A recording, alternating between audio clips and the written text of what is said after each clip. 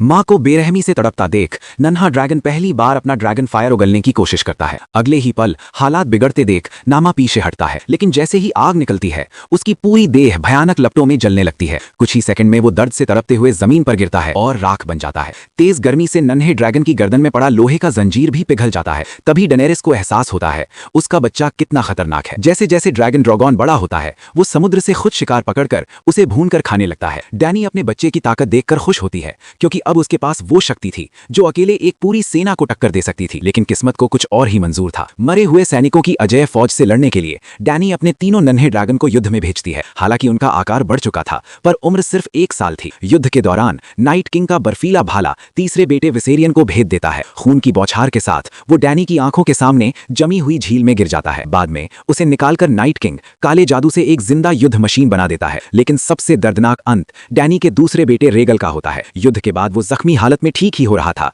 कि समुद्र में दुश्मनों के घात से हमला हो जाता है। एक विशाल भाला उसकी गर्दन को चीर देता है और वो अंधे समुद्र में समा जाता है। 2 बच्चों को खोने के बाद डेनेरिस पूरी तरह टूट जाती है। वो बदला लेना चाहती थी, लेकिन अपने आखिरी बेटे ड्रोगोन को बचाने के लिए पीछे हट जाती है। और फिर आता है गेम ऑफ थ्रोन्स का अंत। ड्रोगोन अपनी असली ताकत दिखाता है। वो समुद्री बेड़ों को जला देता है, ड्रैगन मारने वाले हर हथियार को नष्ट कर देता है। लेकिन तभी किस्मत पलटती है। डेनेरिस अपने ही प्यार के हाथों मारी जाती है। ड्रोगोन मां के कातिल जॉन स्नो को नहीं मारता, क्योंकि वो समझ जाता है उसकी रगों में भी ड्रैगन का खून बहता है। गुस्से और दर्द में ड्रैगन लोहे के सिंहासन को जला देता है, मां के ठंडे शरीर को उठाता है और इंसानों की दुनिया से हमेशा के लिए चला जाता है। अब वो हमेशा के लिए अकेला रहेगा।